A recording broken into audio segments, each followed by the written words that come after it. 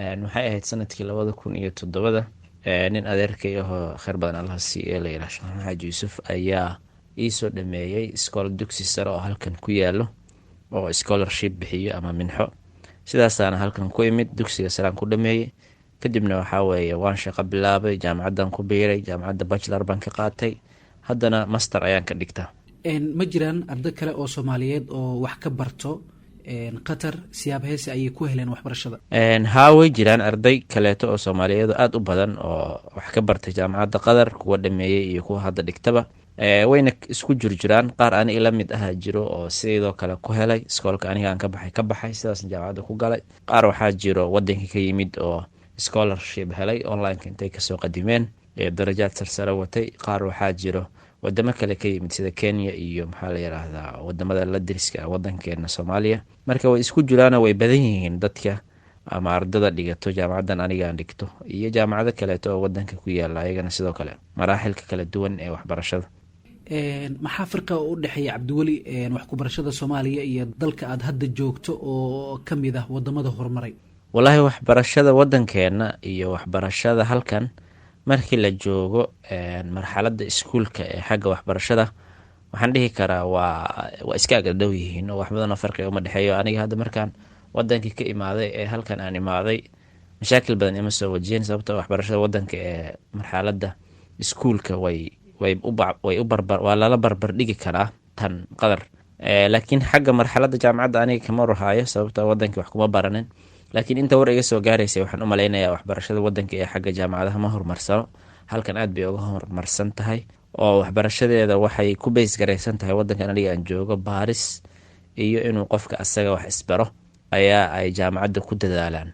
kuma dadaalaan ardayga in inta cashar la siiyo casharkaasi imtixaan looga qaado keliya. waxaa lagaa rabaa inaad casharkaasi adiga aad baarto oo aad adiga wax soo xaliso oo aad adiga wax soo fiiriso. adduunkana dee hadda waxbarashada waxay isu rogtayba cilmi baaris, oo waa inuu qofka baaris sameeyo hadduu mar jaamacad dhiganayo marxalad jaamacadeed uu gaaray, ha ahaato heerka koowaad amaba ha ahaato heerka labaad. marka arrintaas ay ku kala duwan yihiin baan isdhihi karaa. oo hadda aniga maraan wadanka dhowr maroon tegey, markaan u fiirsaday ardada jaamacadaha dhigato waxaan arkay keliya in un ay wax loo soo dhigay un ay akhrinayaan, ayaga aanan baaris badan iyo loo diraynin iyo waajibaad kaleeto oo ay ayaga tahay inay xaliyaan. marka taasay ku kala duwan yihiin baa la dhihi karaa, walow ay jiraan jaamacado wadanka aada u qiimo badan oo lala barbar dhigi kara kuwa kale adduunka, laakiin haddana way yar yihiin oo waxaa badan inta badan kuwa ganacsiga u furan baa la dhihi karaa wadankeena waxbarashada. maxaad ka kororsatay cabdiweli intii aad joogtay dalka qatar?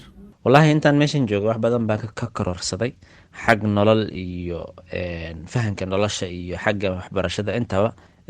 waxaanan dhihi karaa runtii waa nadarada hadda adduunka aan ku fiirinaya ama isha aan ku fiirinaya way ka duwanaan lahayd haddaan wadankii aan wax ku bartay ama aan ku barbaaray. oo halkanita waxaad lagugu ababinaya amaba wax lagugu baraya inaad adiga aad isdabartooda cid kale ee dusha saarin, halka inta badan ardada jaamacadaha wadanka dhameeyo ee inta badan aysan fiirinin ayaga awoodooda ee inta badan ku xisaabtamaan markay jaamacad dhameeyaan in la shaqaaleysiiyo amaba in si kale macnaha ay cid kale wax ooga helaan. laakiin inta badan waxbarashada waxaa weeyaan waa sida ay tahay waxbarashada dhabta ah in qofka ardayga ah loo diyaariyo inuu asaga uu isdabari karo. ugu dambeyn ma rajeynaysaa tacliinta aad ku baranaysid qatar inaad dib dalkaagu usoo laabato o aad uga faa'iideyso bulshadaada? aada iyo aad waan rajeynaya insha allahu tacaala inaan wadanka kusoo celiyo wixii aan bartay.